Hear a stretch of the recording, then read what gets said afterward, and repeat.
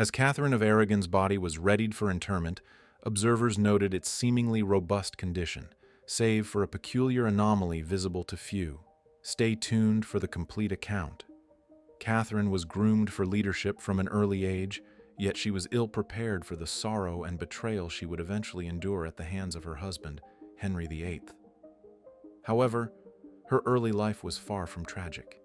Catherine's childhood could be described as idyllic, with her parents, King Ferdinand and Queen Isabella of Spain, being a formidable royal duo. Catherine was among the most erudite princesses in Europe, mastering multiple languages, including Spanish, Latin, French, and Greek. Furthermore, she received instruction in arithmetic, law, classical literature, genealogy, history, philosophy, and theology. The young Catherine also learned about strategy, deception, and governance, skills she would need to navigate her future as the Queen of England. Catherine's path to Henry VIII was as dramatic as her actual marriage. At the young age of 3, her parents arranged her betrothal to Henry's elder brother, Prince Arthur, the heir apparent to the English throne. From a young age, Catherine was recognized for her beauty, with long auburn hair, bright blue eyes, and an angelic face. Some even hailed her as the most beautiful woman in the world. When Prince Arthur turned 15, considered a suitable age for marriage at the time, Catherine was sent to London to meet her husband-to-be. Catherine's arrival in London for her wedding was legendary and groundbreaking. Her entourage included a group of African attendants, then regarded as luxury servants, a term laden with historical insensitivity. Nevertheless, they were the first Africans documented to enter London. Prince Arthur and his Spanish princess were officially wed on November 14, 1501, in a grand ceremony befitting their royal status. Remarkably, Catherine and Arthur's wedding night was the only public royal bedding of English royalty in the 16th century, with courtiers escorting them to their chamber before leaving them to consummate the marriage. An eyewitness reported that Arthur boasted the following morning about having been in Spain. Though this could have been youthful boasting, the truth of their consummation remains unknown. The royal couple was unaware that tragedy was imminent. Catherine of Aragon and Arthur commenced their marriage near Wales, where the deadly sweating sickness was prevalent. They both fell severely ill, confined to their beds, and delirious. Catherine battled for her life for days. She survived, only to discover that her young husband had not. At 16, Catherine was a widow, and her position became precarious. Her father-in-law, King Henry VII, was eager to retain her dowry, and sending her back to Spain meant relinquishing a substantial sum. His subsequent proposal was unsettling. The 45-year-old monarch wished to marry Catherine himself. Catherine's parents vehemently protested the idea of their teenage daughter marrying a middle-aged man, leading the king to relent. Her new suitor was the young and handsome Prince Harry, the future King Henry VIII, seemingly a better choice. Their marriage was delayed, partly because Catherine was 5 years older than Henry, and primarily due to her father's slowness in remitting the remainder of her dowry. During this period of uncertainty, relations between England and Spain soured, and many doubted the marriage would occur.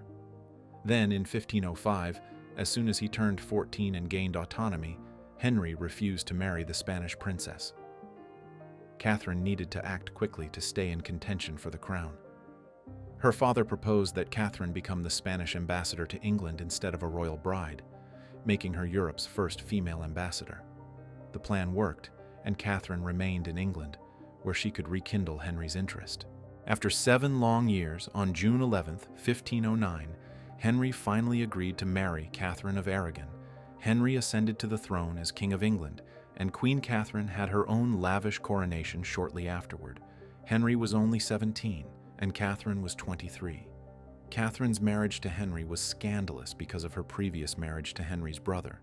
They had to seek special dispensation from the Pope for the union.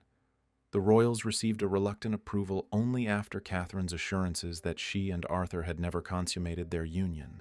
This may well have been true, but that first marriage would later haunt Catherine. By this time, Henry was a strapping, auburn-haired athlete who enjoyed hunting and his humanist education. Months after her wedding and coronation, Catherine was delighted to find herself pregnant. 5 months later, she went into premature labor and delivered a stillborn girl.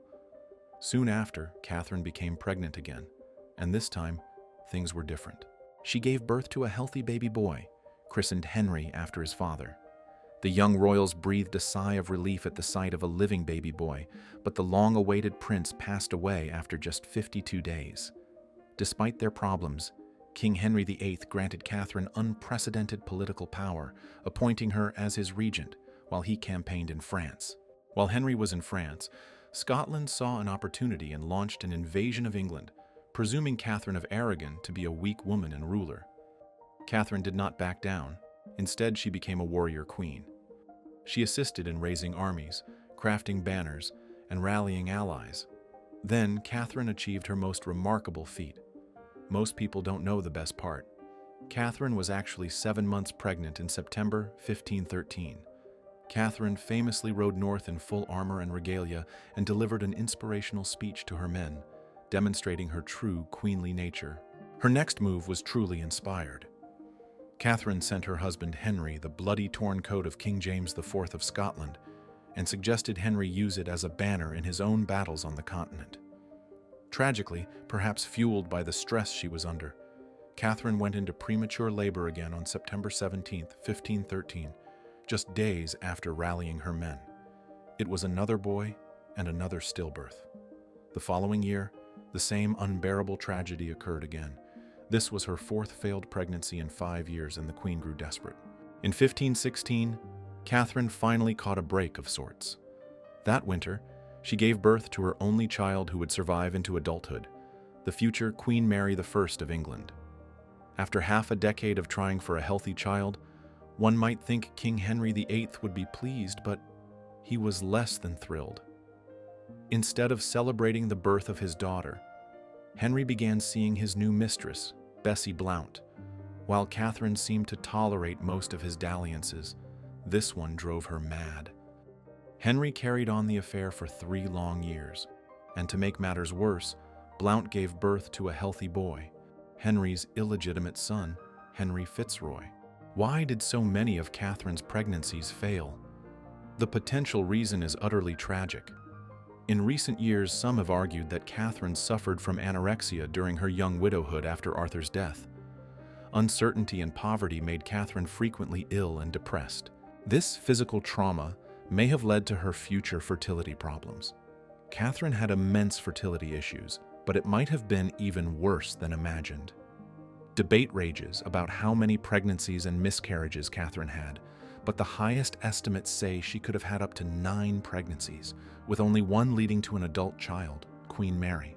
In 1519, Henry caused an international scandal thanks to his love for Catherine and a beard-growing pact gone wrong. At the time, Henry and the King of France agreed not to shave until they finally met in person. However, Catherine did not approve of her husband's scruffy appearance and instructed him to shave it off. Henry obeyed, to his great regret. This act became a scandal to the French, as it appeared that Henry symbolically snubbed them. Fortunately, the drama subsided, and the King of France's mother publicly assured the 2 monarchs, saying, "Love is not in their beards, but in their hearts." If only the drama between Catherine and Henry had ended in such a diplomatic manner. With no male heir in sight, Henry and Catherine's relationship was disintegrating, and then Catherine made a fatal error. In 1522, the Queen hired Anne Boleyn as one of her ladies-in-waiting. Boleyn posed a double threat to Catherine's crown. Firstly, the enchantingly beautiful Anne refused to sleep with Henry without a ring, which greatly heightened his desire for her. But there was something else Henry desired above all else. Catherine was now past her childbearing years, whereas Anne was 11 years younger than Henry and could give him the male heir he needed to secure his line. Henry began devising every excuse to dismiss Catherine. He considered their union cosmically cursed, claiming they had broken God's law when he married his brother's widow. Catherine was heartbroken by Henry's attempt to invalidate their entire marriage. She knew she was the rightful Queen of England, having ridden pregnant into Scotland for her country. She also swore to her dying day that she had never consummated her first union with Arthur.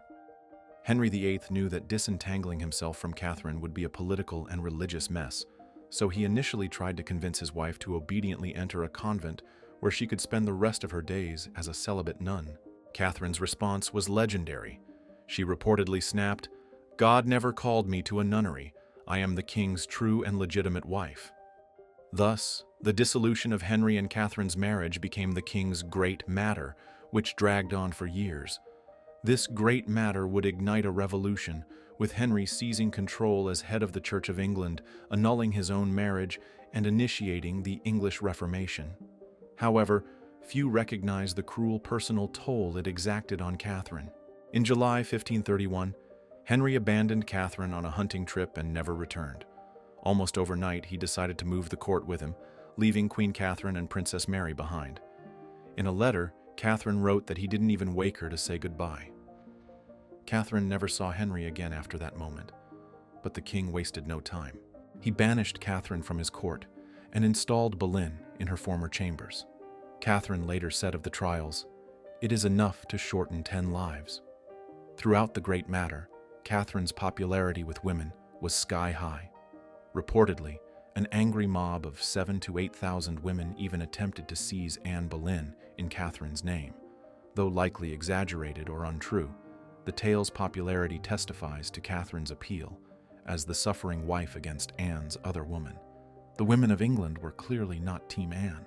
For the next 4 years, Catherine moved from castle to castle on the outskirts of English society, and her habits grew increasingly disturbing. By the time she was at Kimbleton Castle, she had imprisoned herself in one room of the house, leaving it only to attend Mass and denying herself almost all sustenance. There was one more chilling detail besides forced starvation and confinement. She took to wearing a hair shirt, a coarse and uncomfortable garment meant to torment the wearer, irritate the skin, promote repentance, and bring the wearer closer to God. Repentance for what? When Henry banished Catherine from the castle, he also forbade her from seeing or even communicating with their only daughter, Mary, a cruelty Catherine could hardly bear.